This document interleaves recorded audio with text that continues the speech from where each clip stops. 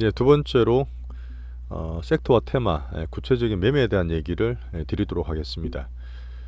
앞에 시장을 전반적으로 쭉 얘기를 드리고 매크로나 미국, 중국 얘기를 드릴 때 아주 여러 가지 일이 있지만 큰 흐름을 잡는 제 구상이나 그런 얘기라고 보시면 되고요.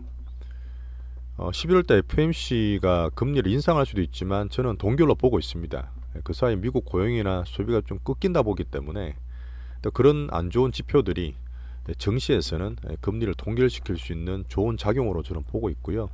하지만 단기 등락은 왔다 갔다 하겠지만 9월 달에 살짝 시장이 충격을 받고 시장이 고금리에 저항하는 과정에서 우리는 미국이든 미국 기준으로 이제 우리나라 증시에서 돈들이 다시 기준을 잡고 제가 투자할 수 있는 방향을 보여줄 수 있을 거라 봅니다. 자, 향후적으로도 그래요. 지금 뭔가 팍팍 날아가는 것보다는 변화가 오고 약간의 등락이 행보기가 올 수도 있습니다. 그런 과정에서 제가 AI 성장 스토리를 키워나가는 거고, 특히나 우리나라는 항상 그랬어요.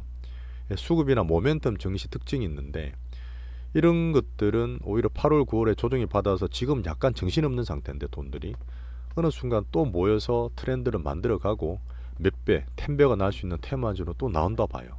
오히려 그런 행보기가 우리나라 증시에서는 충분히 더 좋기 때문에 섹터와 테마, 그 다음 이런 매매에 대한 얘기를 계속 봐주시면 감사하겠습니다.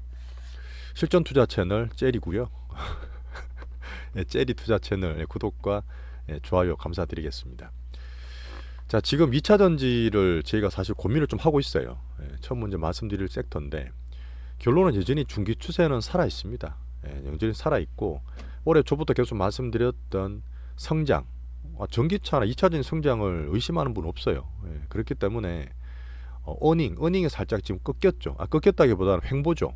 지금 다들 보시는 이제 중국의 공급 과잉이 심하다. 중국은 사실 어쩌다 보면 공급 과잉이 기조적이긴 한데 얘들이 뒤에서 따라오다 보니까 자기들의 물량 공세나 이쪽의 장점을 살릴 수밖에 없어요. 뭐 그런 과정에서 등락이 있는 과정이고, 뭐 탄산 리튬 가격 떨어져서 4월 달만큼 빠진 부분이 우리나라 양극재에 대한 것 때문에 조금 이번에 나올 이제 3분기 실적은 기대를 낮추고 보고 있는 것도 사실입니다. 자, 9월 달에 많이 빠졌어요. 제가 계속 말씀드린 기준 에코프로입니다. 에코프로인데 오늘 제가 에코프로, 포스코, 그 다음에 코스피 관련 2차 전지 말씀 다 드릴 거예요. 저희가 에코프로는 지금 7월 달에 중기 비중을 10%밖에 안 팔았습니다. 자, 그 다음에 8월 달에 단기 매매 잘했어요. 뭐 3번, 4번 매매 잘했고, 하지만 9월 달에 살짝 물려 있습니다. 그래서 비중을 조금 줄여서 전략주인 로봇 테마로 좀 비중을 많이 실어 놓고 있는 단기 비중이고, 자, 중기 비중 그래 물론 다 수익이 나 있습니다. 지금 10만 원대부터 샀기 때문에 수익은 나 있는데 지금 100만 원 돌파가 지금 안 되고 있잖아요. 그 가운데서 이제 대주 조건은 꾸준히 나오고 있고 외국인 수급은 급할 게 없습니다. 급할 게 없기 때문에 제가 보는 90만 원대에서 이제 등락이 있더라도 저가 밴드 맞추는 게 맞고, 여기서 만약 추가로 더 떨어지려 그러면 글로벌 정시나 시장 문제 생겨야 돼요. 그 앞에 제가 방송 말씀드렸지만 그런 과매도권이 더 떨어지거나 충격받기에는 여러 가지 요건상 9월 달에도 좋은 시그널 말씀드렸잖아요. 9월 말에. 그러다 보니까 저는 그런 가능성 낮게 보고 코스닥입니다. 2차 전지는 어차피 코스닥 기준으로 봐야 되는 부분이라서 개인 수급과 이 흐름 수급 문제는 계속 나올 거예요. 그래서 기대는 좀 낮추고 있는 상태잖아요. 낮추고 있는 상태에서 향후적으로 대외적으로 나올 이슈나 우리나라 수급을 체크하면서 말씀을 꾸준히 드릴 거예요. 하지만 반등을 주고 나면 중주세를 팔아서 반도체로 내년을 대비한 포트는 계속 말씀을 드릴 계획입니다. 자, 여전히 지금 해외 쪽에서는 중국의 공급 과잉 말고 이제 테슬라를 봐야 돼요. 테슬라 봐야 되는데 테슬라도 주가를 잠깐 보여드릴게요. 테슬라 매매하고 있지는 않지만 테슬라는 이제 팬덤 많고 개인 수급 많이 붙었고 워낙 지금 시끄러운 종목이잖아요. 워낙 머스크 형 스타일이 그러다 보니까 결론적으로 말씀드리면 그냥 횡보 등락 같아요. 지금 중국에 좀 줄고 있죠. BYD가 워낙 잘합니다. BYD는 지금 전기차 공급 과잉이긴 하지만 중국의 전기차를 70%대 점유하고 있어요. 70%, 60%대. 자, 지금 테슬라가 지금 많이 떨어졌습니다. 20%대 밑으로 떨어질 수도 있는데 중국 내 MS 밀리는 게 어쩔 수 없기 나오기 때문에 테슬라가 이제 미국 쪽에 그 다음에 길게 보는 인도 쪽에 막 여러 가지 얘기를 하고 있지 않습니까? 근데 단기로는 지금 미국의 제조 박충이나 공장을 키우기 때문에 앞으로 중국 사이버 트럭 나와야 되잖아요. 미국에서 말하는 픽업 트럭이 2차 전지 용량이 상당히 크기 때문에 중요한 아주 큰 모멘텀이 될 텐데, 저도 사이버 트럭이 빨리 나오면 좋겠어요. 하지만 얘기하는 이슈들이 워낙 빨리 안 되고 늘어지는 감이 있다 보니까 나와야 나온다 이렇게 말씀드리고 있습니다. 그 가운데서 $300 고점이고 떨어지면 $200 정도 되잖아요. 등락이에요. 차트도 그렇게 보여줍니다. 여기서 뭔가 새롭게 나오려면 테슬라 3 페이스리프트 나왔죠. 그게 엄청 잘 팔려서 히트를 치거나 우리가 기다리고 있는 사이버 트럭, 이건 우리나라 2차 전지 협력이 상당히 필수적입니다. 용량 문제나 성능이 좋아야 되기 때문에. 자, 그러다 보니까 그쪽 관련해서 우리나라 셀 3사하고도 추가로 뭔가 이게 나올 수도 있겠죠. 하지만 테슬라가 사이버 트럭이 언제 낼지, 그게 사실 관건이지만 바로 나오지 않을 것 같고 시간이 좀 걸릴 수 있다, 그렇게 보는 게 맞습니다. 자, 텍사스에 있는 기가 팩토리의 공장 인력을 2만 명 지금 있거든요. 6만 명까지 대거 확충하겠다, 그 얘기를 했어요. 어차피 미국에 집중하고 중국보다는 미국으로 지금 시프트 좀 하고 있는 모습 보이는 거죠. 그런 가운데서 2차 전지나 뭐 단기적으로 테슬라 노조가 없습니다. 하지만 지금 빅3 미국 3사가 다 동사에 있지 않습니까? 그런 노조 문제도 살짝 체크를 해야 되는 그런 부분이고, 테슬라에 대한 목표가들이 월가가 지금 조금 낮추긴 해요. 왜냐하면 지금 가격을 낮추고 있는 상태에서 영업이익률이 얘들이 두 자릿수 장상 나왔는데 한 자리로 떨어지고 있거든요. 그러다 보니까 이번에 3분기 실적도 살짝 기대를 낮추는 상태에서 제가 보는 거는 $200 중반에서 왔다 갔다 하면서 횡보하면 괜찮은 빅테크를 만들 수 있다, 그 정도로 보고 있습니다. 자, 그리고 저희가 보는 비테슬라, GM이나 스텔란티스, 포드 이쪽인데, 자, 미국 3사 때문에 노조가 파업이 됐고, 그때 말씀드렸던 비테슬라에서 나오는 전기차들이 좀 늦어졌잖아요. 그러다 보니까 테슬라를 더 많이 보고 있는 상태고 사이버 트럭을 기다리고 있는 상태인데, 자, 비테슬라에서 나오는 3사가 파업하다 보니까 얘들이 이제 포드 같은데 이제 그 픽업 트럭 상당히 괜찮게 잘 만들는 히트 모델이지 않습니까? 그 토요타라든지 그 혼다 같은 게 지금 반세를 살짝 보고 있어요. 그런 부분도 어토미 파업에 대한 그런 모습이고, 자, 얼마 전에 나왔던 중국의 가장 큰 배터리 회사 CATL과 포드가 합작을 해서 $35억 규모의 배터리 공장을 만들다 했는데 결국은 중단이 됐어요. 지금 하원에서도 뭐 얘기하고, 특히 미중 패권의 가장 근본적인 문제인데, 어쨌든 얘들이 지금 포드에 뭐 이득이 된다 하더라도 가장 근간인 이 흐름을, 패권 전쟁을 흔드는 흐름을 저는 별로 걱정하지 말라 말씀을 드렸는데, 이런 것들은 또 우리나라 2차 전지에는 단기적으로 또 좋은 모습이죠. 자, 양극재 판가나 3분기 어닝을 기대를 좀 낮추는 이유 중에 어쨌든 탄산 리튬이 우리나라의 수차나 좀 다르긴 하죠. LFP랑 뭐 NCW 다르긴 한데, 어쨌든 이게 좀 떨어지다 보니까 탄산 리튬 가격이 양극재 판가가 조금 떨어지고 매출이 떨어질 수 있는 가능성이 있기 때문에 어닝을 좀 낮추고 있는 기대를 낮추고 있는 그런 상황입니다. 자, 그리고 7월 항상 이 수급 얘기를 안 드릴 수가 없는데, 에코프로는 계속 똑같이 말씀을 드려요. 지금 에코프로 기준으로 왜 이래? 자, $90 내에서 올라갈 만하면 빠지고 올라갈만 빠지고 이 패턴이잖아요. 여기서 만약에 외국인 수급이 좀 바뀌면 바뀌면 되는데, 얘들은 돈도 많고 시간이 많다 보니까 개인들이 쉽게 좋아할 만한 안 만들어 줄 것 같아요. 이제 공매도도 있습니다. 그래서 $100 근처에서나 뭐 또 똑같잖아요. $100 갖다 빠져버렸잖아요. 순식간에 빠져버렸잖아요. 밑에서 하면 단기로 보는 사람들은 매매할 수 있는데, 굳이 딴 테마 많거나 흐름 괜찮은 게 있기 때문에 이게 단기로 치기도 힘들고, 중기 비중에 대한 포트만 계속 제가 조절하는 기준으로 보고 있는데, 코스닥 기준으로요. $100 내지 올라가게 되면 중기 비중도 줄여야 된다, 그렇게 저는 보고 있습니다. 그 에코프로 BM이 수주를 받을 수 있는 양극재 쪽 아직 큰 이슈가 있다고 말씀을 드렸는데, 아직까지는 안 나오고 있죠. 뭐 근데 그거는 막연한 기대고 나올 수도 있는데, 이런 건 사실 그렇습니다. 기업 내에서도 물론 수주 나오면 공시를 내야 되겠지만 에코프로에 비해서 추세가 좀 떨어졌습니다. 딱 50% 떨어졌어요. 사실 이때 고점은 단기로 오버슈팅 됐기 때문에 한 50만 우리 팔았던 비중 20% 줄었잖아요. 이때 줄였던 기준으로 봤을 때 딱 50% 떨어졌어요. 딱 반타작 났습니다. 50% 떨어졌는데, 얘도 여기서부터는 추가 하방되는 게 쉽지 않을 거예요. 그러다 보니까 암만 대주 조건이다 수급이라 하더라도 에코프로 90만 원대 기준으로 얘들도 이제 떨어지게 되면 파는 게 아니라 추가로 매도하는 걸 안 좋게 보시면 됩니다. 에코프로 HN 얘들은 수급 특징이 좀 있긴 한데 저희가 이때 좀 줄였죠. 좀 줄이고 로보테마는 좀 옮겨 놓긴 했는데 여전히 약합니다. 아직 남은 것도 아직 있어요. 좀 있는데 얘도 지금 거의 다 빠졌습니다. 거의 다 빠졌고 7만원대 이하부터는 이것도 별로 의미가 없어요. 일단은 가지고 있는 걸 홀딩하면서 에코프로 삼행절은 같이 보는 게 좋습니다.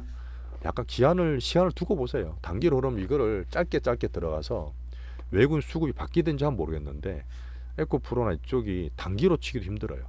지금 워낙 수급이 눌려 있고 무거운 상태이기 때문에 한번 반등 크게 나올 수 있습니다. 그럼 그때 시간 날라보고 그 다음부터는 보면 되지.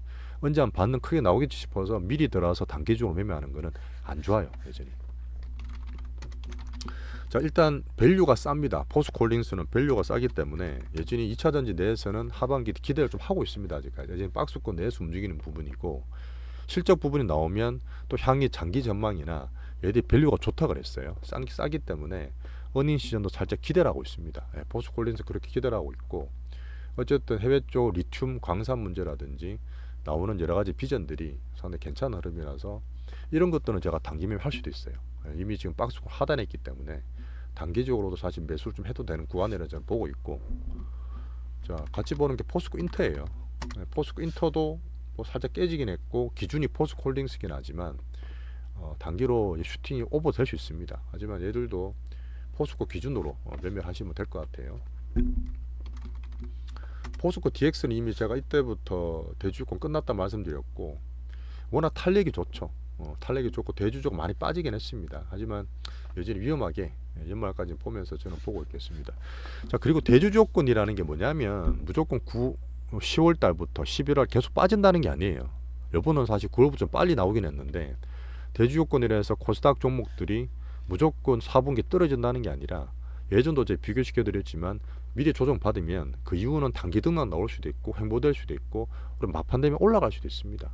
얼마나 물량 소화를 잘하냐 문제예요.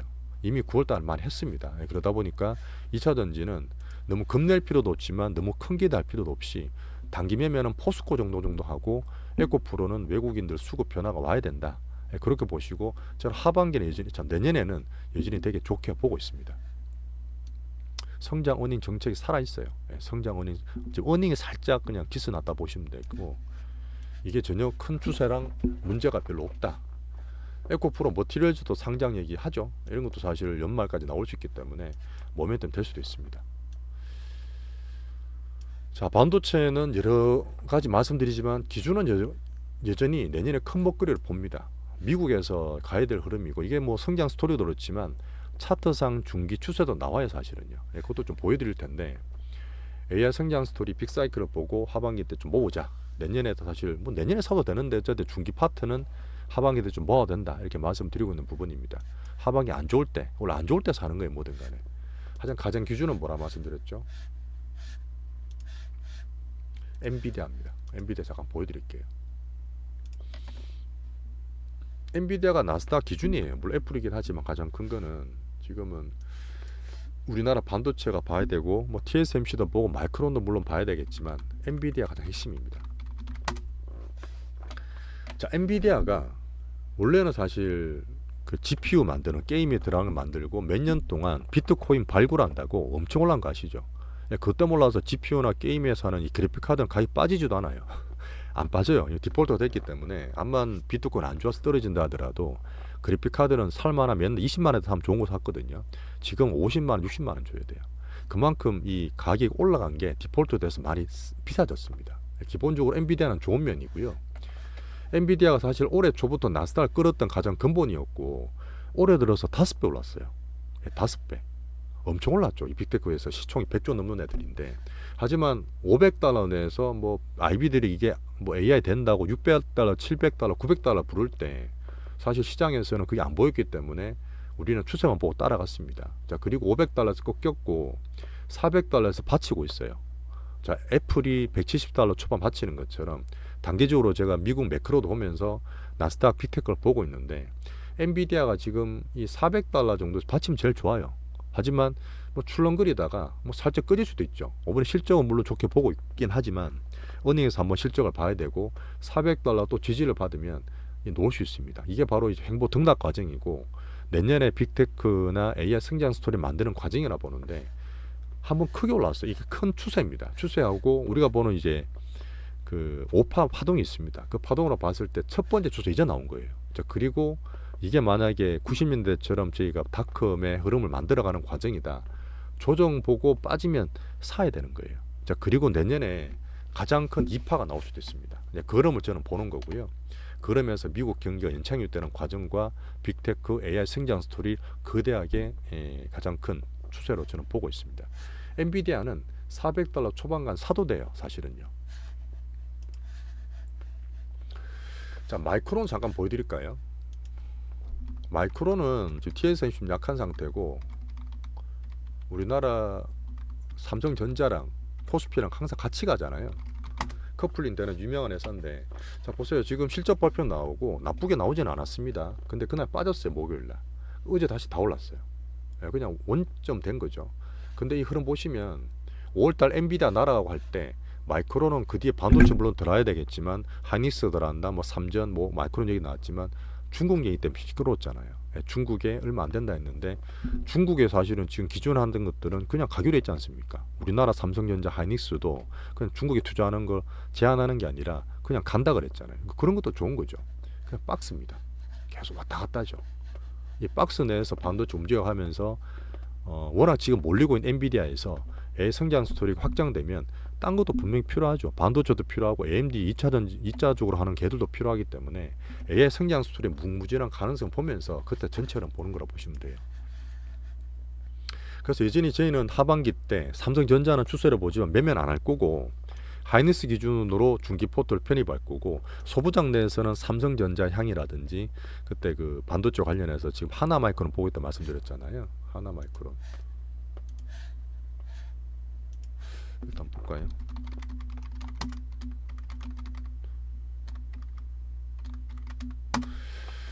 자, 얘들도 사실 올해 한번 올라가다가 마이크론 엔비디아 때 올랐다가 조정을 좀 받았습니다. 하지만 삼성전자가 이제 엔비디아 쪽이랑 관련 있다고 하면서 급등을 했어요. 급등하고 추세 잘 지키다가 9월달 장 빠질 때 좀 더 떨어져 있는 상태인데 제가 일정 비중만 가지고 있습니다. 하지만 흐름 봐서 흐름이 괜찮게 나오면 추가 매수도 할 수 있는 마이크론이라고 보시면 돼요.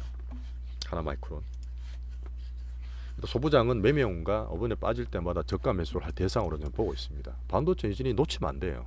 반도체는 메인 섹터 중에서는 가장 지금 사도 되는 오히려 2차 전지보다 더 빨리 나올 수도 있습니다. 그런 면에서 반도체는 저는 보고 있고요.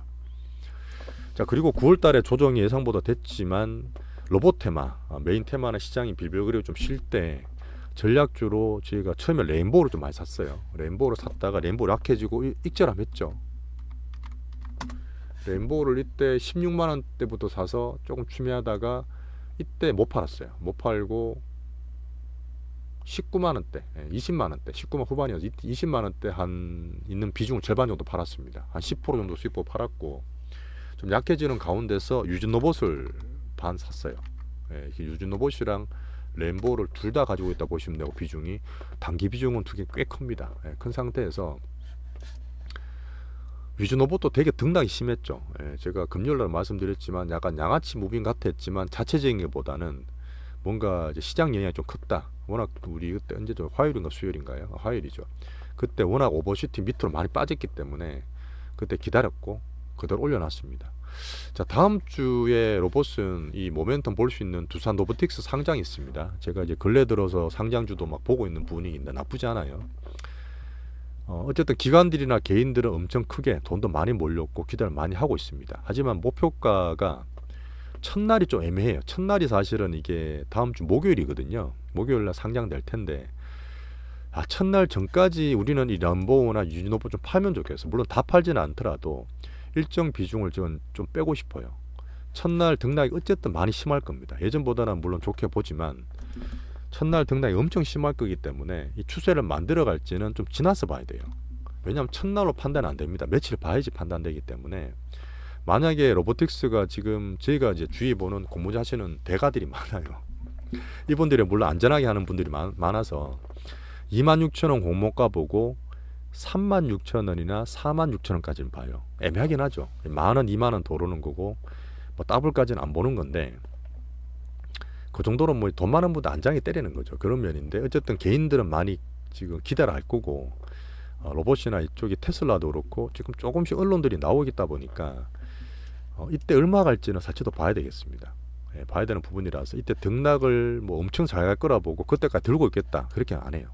예, 그렇게는 안 하고 상장 전에 등락이 좀 나오면 일정 부분을 제가 좀 빼는 게 원래 목표입니다. 예, 단기 비중 그렇게 좀 빼서 레인보우를 저 30 목표가 적어놨는데 사실 갈 수도 있어요. 근데 문제는 뭐냐면 항상 시간을 봐야 되잖아요. 우리는 뭐 시간이나 돈이 한정 있는 사람들이 아니기 때문에 어쨌든 효율적으로 좀 빨리 갈 걸 봐야 돼요. 하지만 이게 등락이 지금 받치고 있는 저점에 좀 들어오고 있다 말씀드렸잖아요.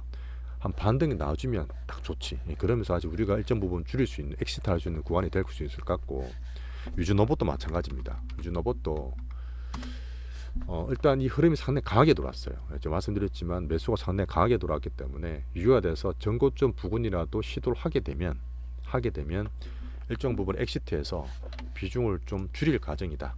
예, 그렇게 예상한다 저는 보시면 됩니다. 예, 다음 주 예상이에요. 그리고 두산 로보틱스가 상장되고 난 이후에 뭔가 추세가 보이잖아요. 지금 보면 다른 테마보다는 로봇 테마 내에서 계속 순환배가 보입니다. 이것저것 그런 것들이 돈 안에서 놀고 있는 거다 보니까 그쪽으로 뭔가 슈팅이 나오거나 몰리는 거 보이면 이 추세 상장될 때까지 일정 부분 빠지는 게 맞지만 상장한다고 끝나는 게 아니라 그 이후도 저는 볼 거예요. 왜 그러냐? 딴 것들이 아직까지 힘이 별로 없어요. 딴 메인 섹터들이. 그러다 보니까 로봇 테마는 여전히 전략주로 계속 볼 흐름이다. 제가 보면 고점 되면 돈 빠질 때 말씀드리잖아요. 고점에서 큰 흐름 빠질 때는 제가 좀 잘 보는 편이니까 그때 나오기 전까지는 전략주나 틈새 테마로 로봇은 활용을 좀 하겠다. 그렇게 좀 말씀드리겠습니다. 자, 그리고 엔터를 좀 관심을 좀 가지고 있어요. 엔터는 사실 이번에 조정을 잘 받았습니다. 잘 받았고 YG 뭐 재계약 문제도 있고 하지만 여전히 기준은 제가 JYP를 보고 있어요. 지금 CEO라든지 흐름이 제일 안정적인 편입니다. 자, 외국인 보유율도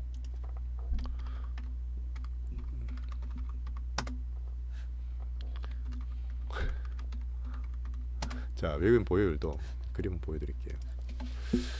JYP가 지금 외국인 보유율이 43%예요. 전체 지분의 43%가 외국인 겁니다. 자, 그리고 텐베거가 지금 처음 난 게 아니에요. 예전에도 났었습니다.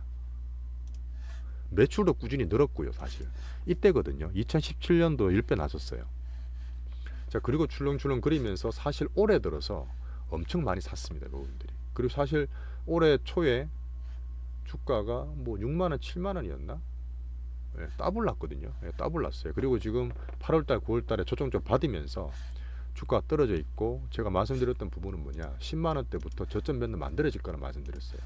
그러니까 이거는 사실 하반기 때 어닝도 괜찮습니다. 그죠? 일단 슈팅 됐을 때는 2분기 실적 되게 좋게 나왔어요. 1분기 실적. 그리고 2분기 때는 고만고만했고 3분기 실적을 볼 텐데 외국인 다시 들어오고 있어요. 그러다 보니까 10만원 초에 되면 이건 단기 매매 가능합니다. 이거는 대상으로 보시는 게 맞아요. 아주 좋은 종목이거든요. 요쯤 되면 또 사서 올라가 팔 수 있는 그런 패턴을 보시면 되고 여전히 한류는 길게 보시는 거예요. 머스트헤브 섹터고 긴 한류의 중심에 있고 K 컨텐츠는 꾸준히 나올 수 있습니다. 자, 한류 그 다음에 어닝도 괜찮고 외국인 수급 괜찮아지는 과정이고 하지만 단 지금 엔터가 코스닥의 주요 섹터다 보니까 대주 조건 연말 수급이 항상 자유로울 수는 없어요. 그래서 물론 대주 조건이 미리 맞았으면 계속 빠진다기보다는 등락 내지는 단기 반등도 물론 4분기 때 가능하다 말씀드렸어요. 하지만 그 수급이 나올 수 있기 때문에 10만원대 저점 밴드에서만 사는 게 저는 좋다 보고 올라가면 또 물량 맞을 수 있습니다. 그러다 보니까 요거는 저점 밴드 지키면서 대응하시면 좋을 것 같아요. 엔터도 사실 되게 좋은 섹터라고 저는 봅니다. 자, 하반기 때 여전히 바이오 기대를 했지만 생각보다 미국의 고금리가 더 강했고 고금리 될 때는 바이오들 좀 안 된다 말씀드렸잖아요. 그러다 보니까 대응 좀 늘리고 있는 상태인데 우리 기준은 여전히 SK 바이오팜 가장 큰 것 중에 좋습니다. 이거는 계속 말씀드렸던 부분이고 그때 반응 다시 살렸잖아요.